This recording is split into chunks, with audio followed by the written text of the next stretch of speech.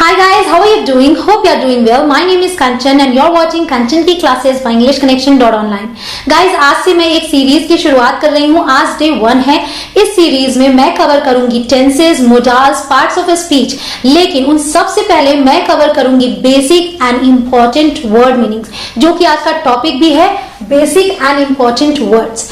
इनके जरिए आप बेसिक वर्ड सीखेंगे, यानी कि वो वर्ड जो आप इंग्लिश बोलने के लिए या इंग्लिश लिखने के लिए शुरुआती दौर में सीखते हैं.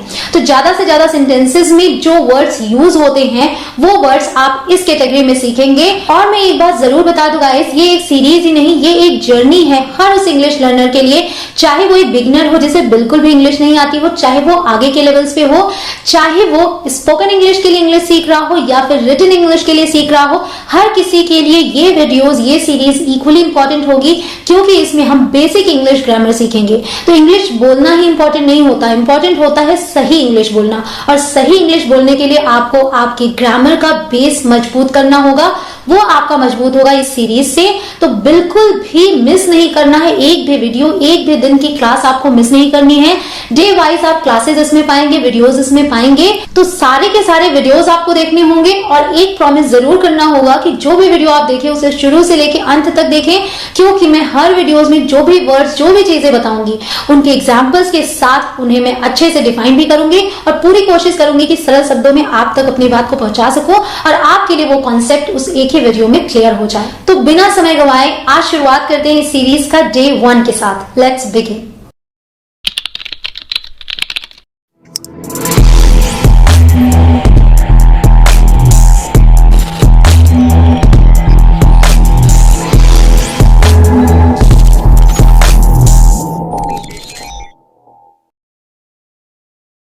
तो आज डे 1 में मैंने जो सबसे पहले वर्ड्स लिए हैं वो हैं this, that, these and those.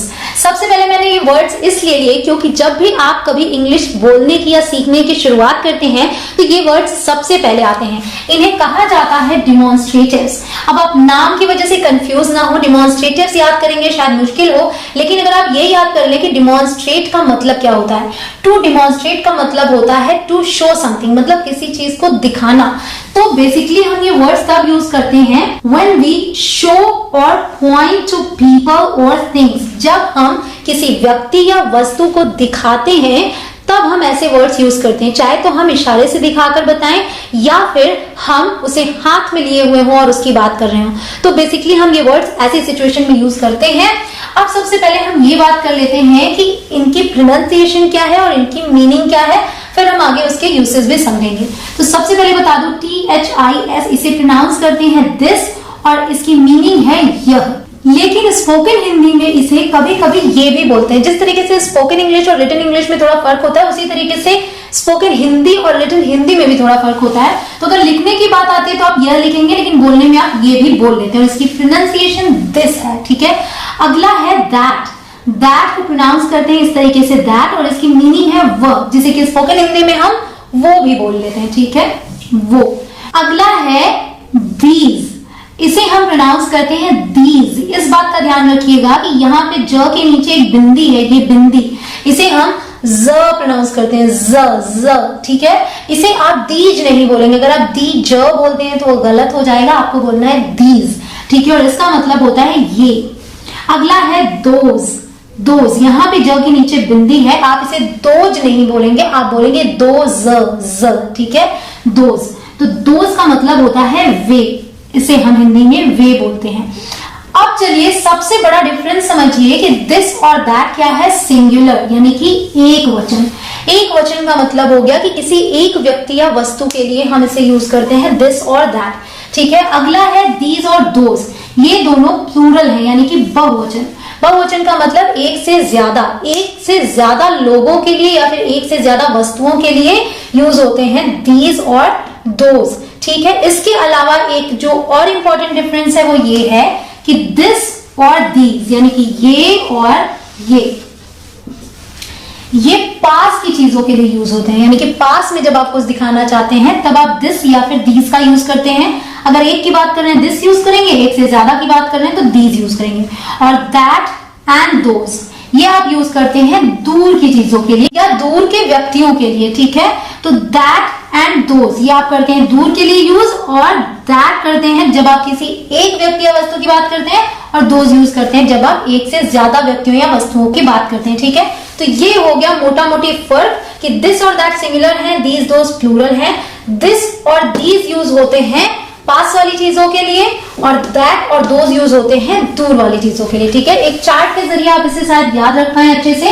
एक तो सिंगुलर है दिस और दैट, प्लूरल है दीज और दोज। ठीक है, और दिस और दीज यूज होता है नियर यानी कि पास के लिए, दैट और दोज यूज होता है फार यानी कि दूर की चीजों के लिए। अब चलिए सेंटेंसेस देखते हैं ताकि अच्छे तरीके से समझ में आए। ये एक पेन है, ठीक है, इसके लिए मैंने बोला दिस इज अ पेन, तो क्योंकि ये पेन पास में है इसलिए मैंने दिस का यूज किया, और एक पेन की मैं बात कर रही हूं इसलिए मैंने दिस का यूज किया। ठीक है, दो सिचुएशंस हैं, एक तो एक पेन है और पास में है इसलिए हमने यूज किया दिस, और दिस के साथ क्या आता है is, this is a pen.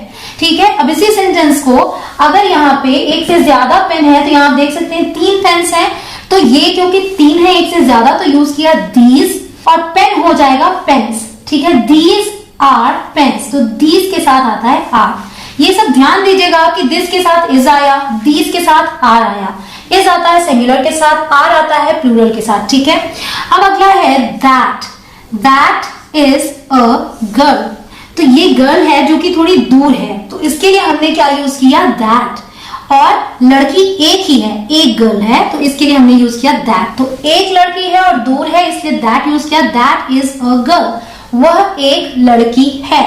अगला सेंटेंस है दोज आर गर्ल्स, यहां आप देखिए एक से ज्यादा है, 3 लड़कियां खड़ी हैं, तो इसके लिए हमने यूज किया दोज, और दूर है इसके लिए भी हमने यूज किया दोज।